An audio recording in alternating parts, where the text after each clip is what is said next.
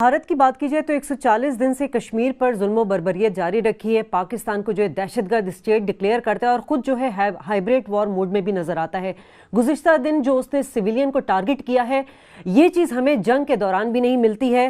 الٹا پاکستان پر بہتان لگایا جا رہا ہے، تو یہ تو مصداق چور مچائے شور والی ہو گئی۔ اسی پر بات کریں گے، میرے ساتھ ڈاکٹر فاروق سلیم موجود ہیں، ایاز امیر، آپ دونوں کو السلام علیکم۔ ایاز صاحب، بھارت کو تو وتیرہ ہمیشہ سے یہی رہا ہے۔ دیکھیں، ان کی اگر میڈیا کے بس میں ہو بات، تو وہ تو آج شام کو جنگ چھیڑ دیں۔ اور ان کا جو ہم بھی کئی ٹی وی پروگرامز پہ وہاں پہ گئے ہیں، جو ان کا ایک انداز ہوتا ہے، جو ان کا بھڑکانے کی بات ہوتی ہے، کشیدگی تو پہلے سے ہی ہوتی ہے، ٹینشن ہوتی ہے، لیکن ان کے آپ ٹی وی چینلز کو سنیں، اور خاص طور پہ ان کے کئی اینکرز ہیں جنہوں نے بہت شہرت پائی ہے ہندوستان میں، وہ تو ایسے لگتا ہے کہ جیسے بالکل وہ جنگ چھیڑنے کے شاید فیصلہ بھی انہوں نے ہی کرنا ہے، اور جنگ کا ڈکلیریشن جو ہے انہوں نے کرنا ہے، اور اس سے یہ جو ہے حالات جو ہیں، اور ایک وہ جو ہے وار ہسٹیریا اور ایک بالکل فرینزی کی کیفیت جو ہے وہاں پہ وہ وپ اپ کرتے ہیں۔ ہم تو یہاں پہ خوش قسمت ہیں پاکستان میں کہ ہمارے اندرونی معاملات اتنے ہوتے ہیں کہ ٹی وی چینلز کو کچھ نہ کچھ ملتا رہتا ہے، لیکن ان کے لیے پاکستان کا مسئلہ اور یہ ایل او سی پہ اور یہ جو ہے، یہ بس ایک ہے کہ ہاتھ میں چیز آئی اور اس کو پھر وہ بڑھا کے وہ پیش کرتے ہیں۔ صاحب، یہ روایت نہیں ہوا کرتی تھی انڈیا میں، یہ مودی سرکار کے آنے کے بعد جو جذباتیت نظر آنے لگی ہے، جو جارحانہ انداز نظر آنے لگا ان کے اینکرز کا، اور پھر جو جتنا زیادہ جارحانہ ہوتا ہے اتنا زیادہ پاپولر بھی ہونے لگتا ہے دیکھنے والوں کی نظر میں۔ بالکل ایسی بات ہے۔ یہ پہلے بھی پاکستان کے بارے میں جو ینگر جنریشن ہے، ان میں لا علمی، اگنورنس بھی بہت ہے۔ بڑے تو جانتے ہیں، جو پارٹیشن یا پوسٹ پارٹیشن جنریشن ہے وہ بھی سمجھتے تھے، لیکن کئی جو نئے لوگ جو ینگسٹرز ہیں، ان کا وہ ایک جو ہے بڑا امیج پاکستان کا جو ہے کہ پتہ نہیں یہ خطرناک ملک ہے، اس میں کیا ہوتا ہے، جارحیت کرتا ہے، یہ کرتا ہے، اپنے جو چیزیں ہیں ظاہر اس پہ جو ہے پردہ ڈالا جاتا ہے۔ لیکن جو میڈیا نے وہاں پہ وہ کیا ہے، اور بالکل یہ صحیح بات ہے کہ ان کا جو مودی گورنمنٹ کا آنا ہے، کیونکہ ان کا سارا وہ نیشنلزم جو ہے بڑی وہ سخت قسم کی، اسٹرائیڈنٹ قسم کی ہے۔ ایک ان کا وہ جو ہے وہ ہندو نیشنلزم کو آگے لے کے آنا، اور ہم سخت کریں گے۔ پھر ان کا وہ جو تھا الیکشن کیمپین میں نریندر مودی کا ایک وہ ماچو امیج کہ اب ہم جو ہے ہر چیز سختی سے ہم وہ نپٹائیں گے۔ اندرونی طور پہ بھی جو انہوں نے کئی اقدامات کیے ہیں، جس پہ لبرل پبلک اوپینین جو ہے جو تقریباً کھڑا ہو گیا وہاں پہ، تو یہ ساری چیزیں، ان کا یہ کہنا کہ ہاں وہ 56 انچ کی چھاتی ہے، یہ ساری چیزیں کہ ہم وہ ٹف سٹینڈ ہم لیں گے۔ اور یہ جو اب بھڑکاؤ ہوا ہے لائن آف کنٹرول میں، اس سے پہلے جب اقتدار میں آئے تھے تو پھر بھی لائن آف کنٹرول پہ بہت بھاری انڈین فائرنگ ہوئی تھی۔ پھر جوابی کارروائی جب یہاں سے بھی ہوئی اور ہماری توپیں چپ نہیں رہی، تو پھر تھوڑا سا وہ جو ہے ٹھیک ہوا۔ لیکن جب سے یہ کشمیر کا جو برہان وانی کے مارے جانے کے بعد، اس کی شہادت کے بعد جو صورتحال ہے، وہاں ان سے وہ قابو نہیں پایا جا رہا، تو یہاں پہ جو ہے وہ بالکل ایک ہے۔ صرف اگر یہ دیکھیے، جب آدمی مرتے ہیں سویلینز یا فوجی، وہ کھیل نہیں ہوتا، لیکن اگر یہاں تک بھی محدود ہو، وہ ایک بات ہے۔ خطرہ جو اس چیز کا ہے، یہ کئی دفعہ وہ جو ہے آپ کے ہاتھ سے وہ چنگاری جو ہے وہ ایک نکل جاتی ہے، اور دونوں سائیڈز نہ چاہتے ہوئے بھی ایسے اقدامات آپ کر بیٹھتے ہیں کہ ان سے پھر رول بیک کرنا، ان سے پھر ایک قدم پیچھے ہٹانا، پھر وہ ایک پرائیڈ وہ جو ہے اس کا مطلب قومی غیرت کا وہ سوال بن جاتا ہے۔ ہاں، انہوں نے 5 مارے ہیں تو ہم نے جب تک اس سے زیادہ نہ مارے تو ہماری قومی غیرت اور حمیت کو وہ جو ہے وہ ٹھنڈ نہیں پہنچے۔ اگر تاریخیں دیکھنا شروع کریں ایاز صاحب، تو ایسے لگتا ہے کہ 2 تاریخیں، ایک تو کبھی الیکشنز ہو کسی ریاست کے اندر تو پھر ہمیں یہ سیز فائر کی وائلیشنز بڑی نظر آنے لگتی ہیں، یا کوئی اندرونی بحران کسی قسم کا ہو۔ ابھی جو لہر ہمیں یہ نومبر کے مہینے میں نظر آ رہی ہے، یہ اگر نومبر کی 8 تاریخ سے آنورڈز ہم دیکھیں، نومبر کی 8 تاریخ کو وہ کرنسی کرائسس شروع ہوا تھا، جب انہوں نے حکومت نے مودی نے اعلان کیا کہ 500 اور 1000 روپے کے نوٹ ختم کر دیں گے.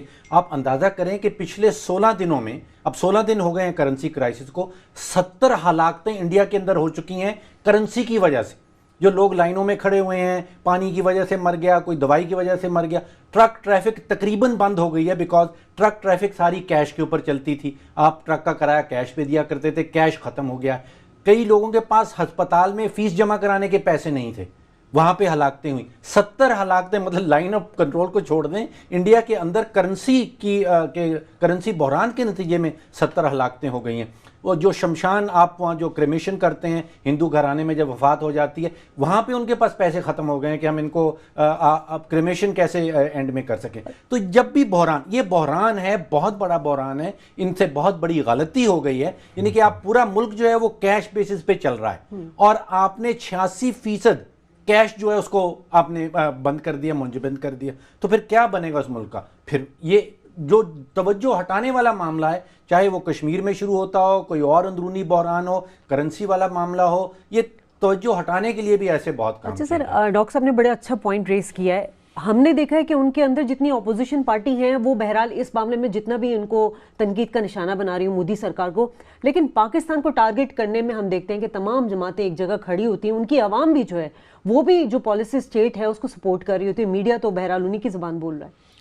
بالکل یہ آپ ٹھیک کہہ رہی ہیں. دیکھیے فارن پالیسی ایشوز پہ آپ یوں کہیے کہ انڈیا کی یہ ایک اچھی چیز ہے کہ اس میں بالکل اتفاق رائے پایا جاتا ہے، اور جب کوئی وہ جو ہے ڈھول پیٹتے ہیں تو اس میں سارے شامل ہوتے ہیں.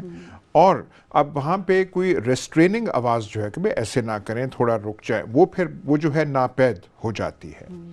میڈیا جو ہے فارن پالیسی ایشوز پہ، وہ تو گورنمنٹ، چاہے وہ کانگریس گورنمنٹ تھی یا یہ گورنمنٹ ہے، وہ ہمیشہ سپورٹ کرتی ہے اور بالکل اسی زبان سے بولا جاتا ہے. ہمارا کیونکہ ایکسپیرینس ڈیفرنٹ رہا ہے، ہمارا مارشل لاز کا رہا ہے، ملٹری گورنمنٹس کا رہا ہے. یہاں پہ ڈائسنٹ جو ہے اس کو ایک اور درجہ دیا جاتا ہے اور نظروں سے دیکھا جاتا ہے کہ یہ ایک آنریبل چیز ہے، اچھی چیز ہے.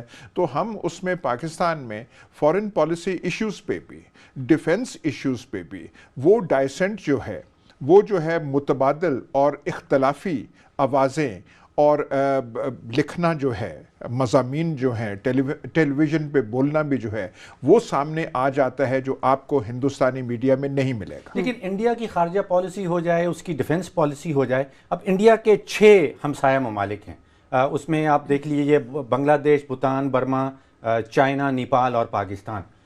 چائنا کے ساتھ تاریخی طور پہ انڈیا کے کوئی عسکری حریف یہ دونوں ممالک نہیں رہے ہیں، اور اس کی وجہ یہ ہے کہ بارڈر جو ہے وہ تقریباً مکمل طور پہ ہمالیہ کے ماؤنٹینز کے کورڈ ہے. ایک وہ چھوٹی سی جھڑپ 1962 میں ہوئی، اس کے علاوہ یہ عسکری حریف کبھی بھی نہیں رہے. بالکل ڈاکٹر صاحب نے بڑی اچھی بات بالکل لینا چاہ رہی ہوں. مودی کی جو دور حکمرانی اگر اس کا جائزہ لیں تو نہ صرف پاکستان کے ساتھ بلکہ ہم خطے میں دیکھتے ہیں کہ وہ چودھری بننا چاہتا ہے، اور اس سے کیا خطے کے لیے وہ خطرہ بھی ثابت ہوگا، اس پر بات کریں گے اس بریک کے بعد.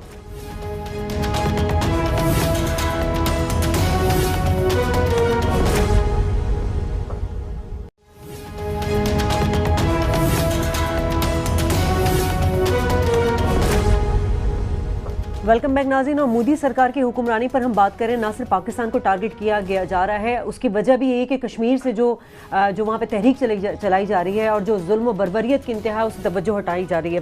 ایاز صاحب، مجھے یاد پڑتا ہے کہ بی جے پی جب اٹل بہاری واجپئی کی جب ایک قیادت تھی، اس میں جو ان کا طرز عمل تھا، وہ سارا کچھ یہ نریندر مودی نے آ کے تو سب تلپٹ کر دیا ہے اس کو. دیکھیے وہ بھی شروع جو تھے، جب آپ کو یاد ہوگا کہ اٹل بہاری واجپئی لاہور بھی آئے تھے، لیکن ایک پھر اب فروری میں وہ آئے تھے، اور اس وقت وہ کارگل کی مہم جوئی جو ہے درپردہ جاری تھی، اور اس میں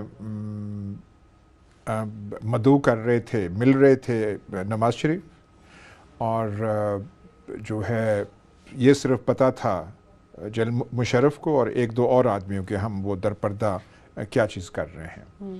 اس کے بعد پھر دیکھیے آپ کیسے وہ تاریخ پلٹتی ہے کہ جب مشرف جب آئے تو آگرہ سمٹ میں جو ہے اٹل بہاری واجپئی ان کو ریسیو کر رہے تھے اور یہ وہاں پہ آگرہ میں پہنچے تھے، اور آگرہ میں ماحول جو تھا بہت اچھا تھا، بہت ریلیکس تھا، بڑا کارڈیل تھا، لیکن ایک دم وہ جو ہے کیونکہ وہ لاسٹ وہ جو 2 دن کا تھا، دوسرے دن وہ سارا سمٹ کولیپس ہو گیا، کیونکہ یہی بی جے پی کے جو ایکسٹریمسٹ تھے اس میں سشما سوراج جو آج کل فارن منسٹر ہیں اور جو اب بیمار بھی ہیں، ان کی بڑی وہ سخت بیماری ایک ہے ڈائیلسس اور کڈنی فیلئر کا ہے، ان کا بڑا رول تھا کہ ہم وہ آئے ہیں ملٹری رولر تو ان کو کچھ ایسا تحفہ ہم نہ دیں جس سے وہ کریں، تو وہ کولیپس ہو گئی۔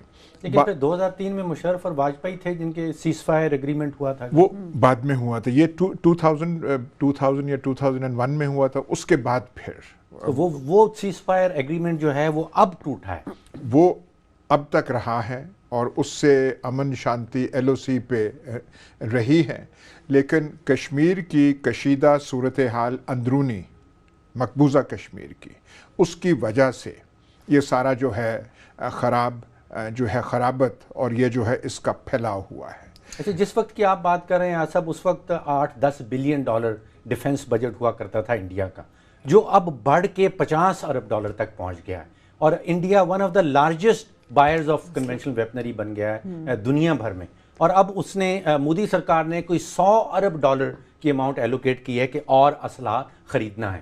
اب میں جب سوچتا ہوں اور اس کے ہمسایہ ممالک کو دیکھتا ہوں، اب اگر انڈین آرمی نے 7,000 ٹینک اکٹھے کر رکھے ہیں تو وہ ٹینک کہیں بھوتان کے اوپر تو چڑھنے نہیں ہیں، وہ بنگلہ دیش پہ بھی نہیں چڑھنے، وہ برما پہ بھی نہیں چڑھنے، چائنا وہ جا نہیں سکتے ہیں بیکاز پہاڑیاں ہیں، تو وہ پھر کس لیے اکٹھے کر رکھے ہیں انہوں نے، کس ملک کے لیے اکٹھے کر رکھے ہیں؟ جو ساری کوریں ہیں اس میں سے کم 7 کورز میں نے گنی ہیں جو پاکستان کے اوپر اپنے نشانے باندھ کے بیٹھی ہوئی ہیں۔ یہ ساری جو آرمز جو ملٹری بلڈ اپ ہے یہ ہمارے بارڈر اور ایل او سی پہ ہے، ہندوستان کی بھی ہماری بھی، کینٹونمنٹس جو ہیں یہاں بھی دیکھیں وہاں بھی دیکھیں۔ جب جنرل کیانی سے کہا جاتا تھا کہ امن ہونا چاہیے، یہ ہونا چاہیے، تو وہ ایک جواب دیا کرتے تھے، میں نے ان کی باتیں نہیں سننی، میں نے ان کی کیپیبلٹی اور ڈپلائمنٹ، فوج تو یہی سنیں کہ میں نے وہ دیکھنا ہے۔ وہ اگر کہیں کہ جی ہم امن چاہتے ہیں، یہ چاہتے ہیں، پر ان کے ساری کینٹونمنٹس یہاں ہوں، ان کا بلڈ اپ یہاں ہوں، ان کے ٹینکس یہاں ہوں، تو میں نے اس چیز کو دیکھنا ہے۔ اس کا مؤثر جواب جو ہے وہ ہماری ملٹریز سے نہیں آتا۔ ہماری بھی بلڈ اپ جو اب تو ہمارا یہ ہے کہ بڑا بہت بھاری طریقے سے پاکستان آرمی ویسٹرن فرنٹ پہ بھی ڈپلائڈ ہے۔ ہمارے کوئی تقریباً 1/3 سے زیادہ جو فوج ہے وہ فاٹا میں اور بلوچستان میں کم، لیکن فاٹا میں زیادہ ہے۔ فاٹا میں تو ایکچوئل یونٹس بیٹل کی حالت میں جو وہاں پہ ڈپلائڈ ہے، تو یہ بڑا مشکل صورتحال ہے۔ پاکستان جو ہے خامخواہ ایڈونچرزم جو ہم پہ الزام وہ لگا رہے ہیں ہندوستانی، خاص طور پہ ان کے میڈیا کا، کہ پاکستان ایڈونچرزم کر رہا ہے، ہم تو ایڈونچرزم افورڈ ہی نہیں کر سکتے۔ ہمارے 2-2.5 لاکھ فوجی وہاں پہ ہیں، ہمارا اتنا لمبا بارڈر ہے، ہمارا بجٹ اتنا بڑا نہیں ہے جتنا کہ ان کا ہے۔ آپ کو یاد ہے راجیو گاندھی کے زمانے میں جو بوفرس ڈیل کی تھی، جب بوفرس گنز آئیں تھیں تو ان کی جو انڈین آرمی کی کیپیسٹی ہے اس سے بڑھ گئی تھی۔ بہت بڑا سکینڈل تھا سر بوفرس، وہ سکینڈل اپنی جگہ پر، وہ جب گنز آ گئیں، کارگل کی جنگ میں بوفر گنوں نے بڑا ایک رول ادا کیا تھا۔ اب انڈیا جو ہے ایک بہت بڑی ہووٹزر ڈیل، ہووٹزر ایک قسم کا وہ توپ ہوتی ہے، وہ کر رہی ہے امریکہ سے۔ $737 ملین کی وہ ڈیل ہے، اور امریکہ نے ایک بنایا 155 ملی میٹرز کے وہ ہووٹزر ہیں، لیکن لائٹ ہیں، وہ ڈپلائبل ایزی ہے، منوربلٹی ان میں زیادہ ہے۔ اور انڈینز اب بھی کہہ رہے ہیں کہ ہماری کیپیسٹی ایل او سی پہ ریٹیلیٹ کرنے کے لیے وہ بڑھ جائے گی۔ تو یہ سارا اسلحہ کس کے لیے اکٹھا کیا جا رہا ہے؟ سب کا رخ تو پاکستان کی طرف سے ہے۔ پچھلے موجودہ جو لہر ہے وہ نظر آتی ہے کہ 8 جولائی وہ برہان کی شہادت کے فوراً بعد سے یہ سارا معاملہ شروع ہوا ہے۔ اس کے فوراً بعد جو مہینے گزرے ہیں اس پہ لائن آف کنٹرول پہ آج سب کوئی 301 دفعہ خلاف ورزیاں ہو چکی ہیں. ورکنگ باؤنڈری پہ 38 دفعہ وہ ہو چکا ہے. یہ بڑی یونیک چیز ہے پاکستان اور انڈیا کے درمیان میں کہ 3 ڈفرنٹ قسم کے بارڈرز ہیں. ایک تو آزاد کشمیر اور مقبوضہ کشمیر کے درمیان لائن آف کنٹرول کہلاتی ہے, پھر نیچے سیالکوٹ تک جو آتا ہے وہ ورکنگ باؤنڈری ہے, اور پھر ہمارے 4 صوبے اور انڈین ریاستوں کے درمیان میں جو انٹرنیشنلی ریکگنائز انٹرنیشنل بارڈر ہے. تو ورکنگ باؤنڈری پہ بھی خلاف ورزیاں ہو رہی ہیں, لائن آف کنٹرول پہ بھی خلاف ورزیاں ہو رہی ہیں. ایک چیز آپ دیکھیے کہ جو سویلین شہادتیں ہیں وہ صرف ہمارے جو کشمیر کا حصہ ہے, جو آزاد کشمیر ہے, اس میں ہو رہی ہیں. مقبوضہ کشمیر میں سب کے سب فوجی مارے جاتے ہیں, یعنی کہ ہمارا جو فوجی ہیں وہ نشانہ بنا رہے ہیں ان کے فوجیوں کو اور ٹیکس اور ان کے چیک پوسٹ کو, لیکن وہاں سے جو حملے ہو رہے ہیں ان میں آزاد کشمیر کے شہریوں کو بھی نشانہ بنایا. اچھا سر, ایک اور چیز میں ایڈ کرنا چاہوں گی, کیا وجہ ہے کہ جو لابنگ بھارت نے اب تک کی ہے 15-20 سالوں میں, اقوام عالم کشمیر کے معاملے پہ خاموش ہے, دنیا فوکس نہیں کر رہی ہے. جیسے ڈاکٹر صاحب نے کل بتایا تھا کہ یونائٹڈ نیشن کا ایک وفد جو ہے اس کو ایکسیس نہیں دے رہا بھارت اپنے اندر کہ بھئی آ کے وہ تمام معاملات کو دیکھے. اس کی وجہ کیا ہو سکتی ہے؟ شارٹلی بتا دیے گا, بریک پہ جانا. دیکھیے وہ کشمیر جو ہے جس قسم کا انٹرنیشنل ایشو 1950s میں تھا, وہ 65 اور 71 کی جنگوں کے بعد, وہ اور خاص کر کے شملہ اکارڈز کے بعد, وہ جب ہم نے کہا کہ بائی لیٹرلی ہم کریں گے تو دنیا نے کہا ٹھیک ہے یہ آپس میں 2 ملک کریں گے. وجہ یہ ہے کہ وہ انٹرنیشنل جو اس کا ایک انٹینسٹی ہے وہ پھر کھو گئی.